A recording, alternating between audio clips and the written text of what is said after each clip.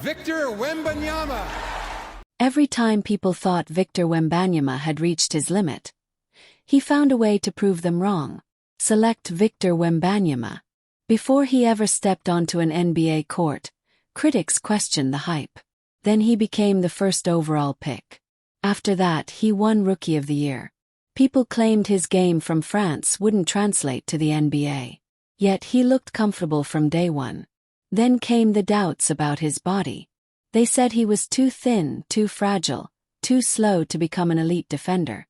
Instead, he quickly developed into one of the most feared defensive players in basketball. They said a 7 feet 5 inches player couldn't stay healthy. Yet he played at least 64 games in 2 of his first 3 NBA seasons. Then, they said playoff basketball would be different.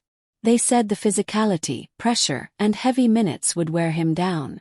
Instead, he logged 49 minutes in Game 1 of the Western Conference Finals and never looked overwhelmed. They criticized his three-point shooting, saying he settled too often for deep shots. Yet, he buried one of the wildest logo threes imaginable in the biggest moment of his career. And when Victor Wembanyama exploded for 41 points and 24 rebounds in one of the most dominant playoff performances ever seen, a lot of those old arguments suddenly didn't carry much weight anymore. But what really separates him from everyone else? We've seen other players with unusual size and impressive physical tools before.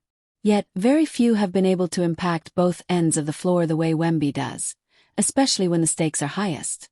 Opposing teams build entire game plans around slowing him down, and somehow he still finds ways to take over games. So what exactly makes him different? Why do players, coaches, and NBA legends keep talking about his playoff impact, his leadership, and his ability to completely change a game on both offense and defense? This kid is different.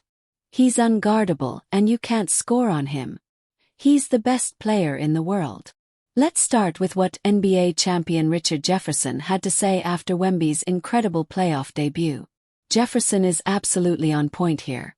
Wemby was playing for gold medals against the US at 21. He was playing in the Olympics with the world watching for a gold medal at 21. A first-round playoff game against Portland.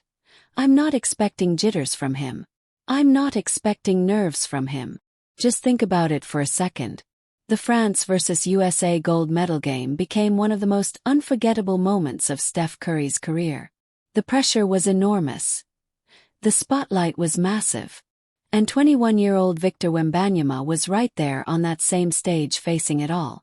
So, if he could handle that kind of moment, why would a Game 1 matchup against Portland shake him? And honestly, Jefferson's next point lines up perfectly with that thinking. If you're playing against Steph, LeBron, KD, Devin Booker, and you're playing against these bad boys at 21 and you have, what do you have? 26. He had 26 against that group trying to win a gold medal. Almost pulled it off. Do you really think Game 1 at home versus Portland gets his juices going? No. Later on, Richard expanded on that point and shared his thoughts on when Wemby might finally face pressure comparable to that Olympic gold medal game. Now that's an interesting debate. Do you think a Game 7 in the second round or even the conference finals, that Olympic game in a single elimination in your hometown against that? He's gonna have to get to a Game 7 in a semifinal or a conference finals to equate to that level of pressure. Carries the same pressure as playing for an Olympic gold medal. Plenty of fans would argue both sides of that one, but let's keep things moving. After Wemby and the Spurs eliminated Portland, their next challenge was the Minnesota Timberwolves, led by none other than Anthony Edwards. And Wemby was putting on a show. He recorded a triple-double with 13 blocks in Game 1, dropped 39 points in Game 3, and Minnesota's only win came in the game where he was ejected at the start. I mean, tonight, some of the stuff that Wemby was doing, you don't really have too much of an answer for it. Just kind of hope he misses. But he came out high, he made a bunch of. Then after Victor casually posted 27 points and 17 rebounds in Game 5, Anthony Edwards had this to say about the alien. Let's be real, Anthony Edwards is one of the biggest young stars in the league.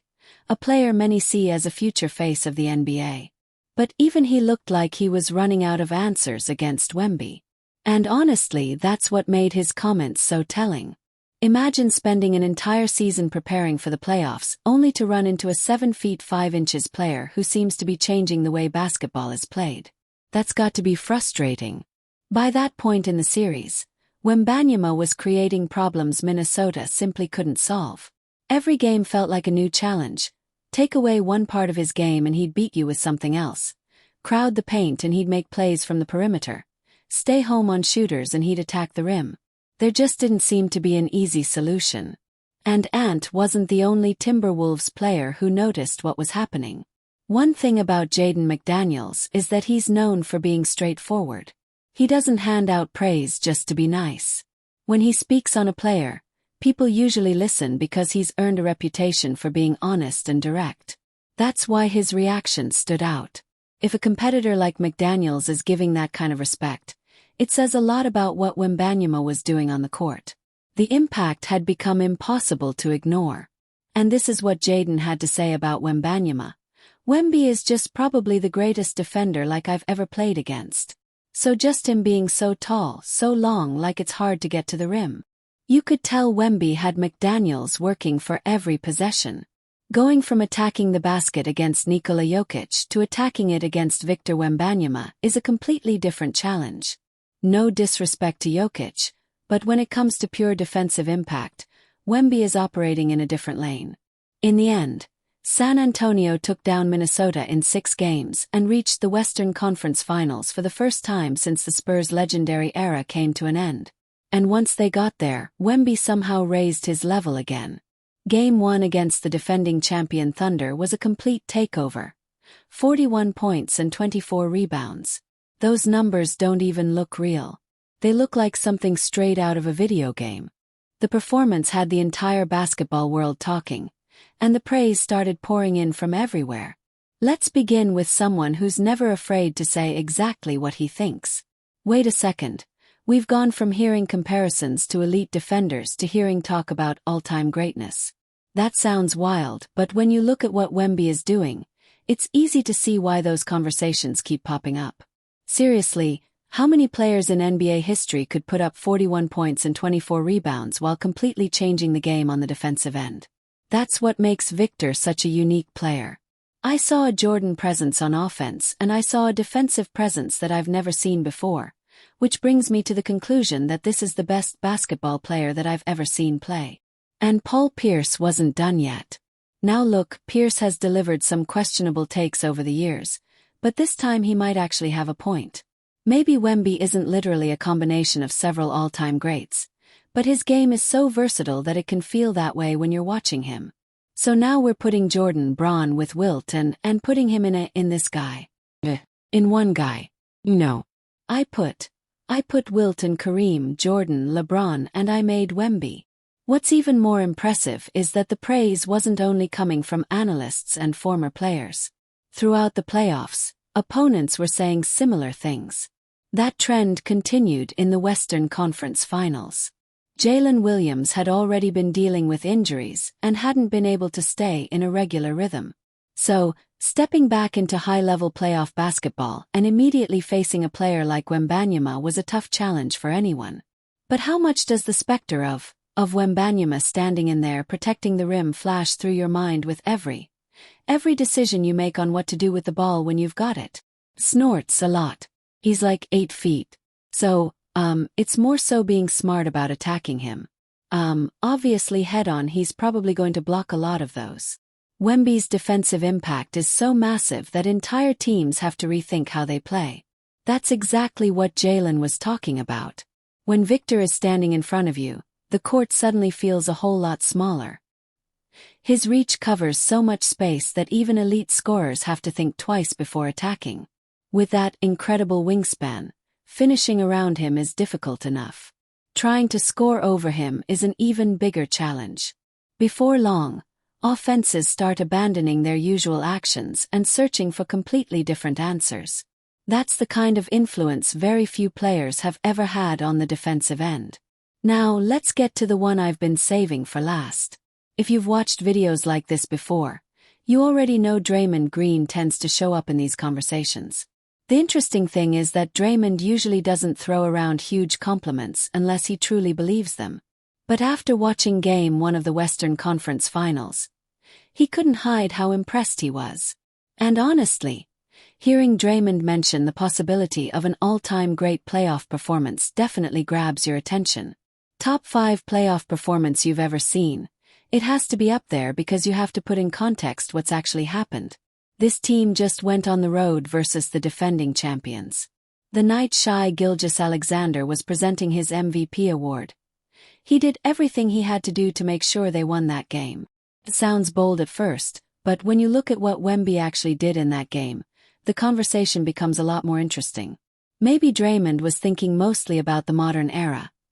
Maybe he was comparing it to performances from the last couple of decades. Even then, Wembanyama's Game 1 masterpiece belongs in the discussion. It was dominant, memorable, and the kind of performance fans won't forget anytime soon. What's really fascinating is the pattern that keeps showing up. It's a big throwing me out. And so when you talk about top 5 playoff performances, this has to be up there. Another one that comes to mind is Klay Thompson, Game 6 in OKC, has to be up there. LeBron James, Game 5 versus the Detroit Pistons. Steph Curry, Game 4 in Boston. And the fifth one, I will go with Kawhi Leonard.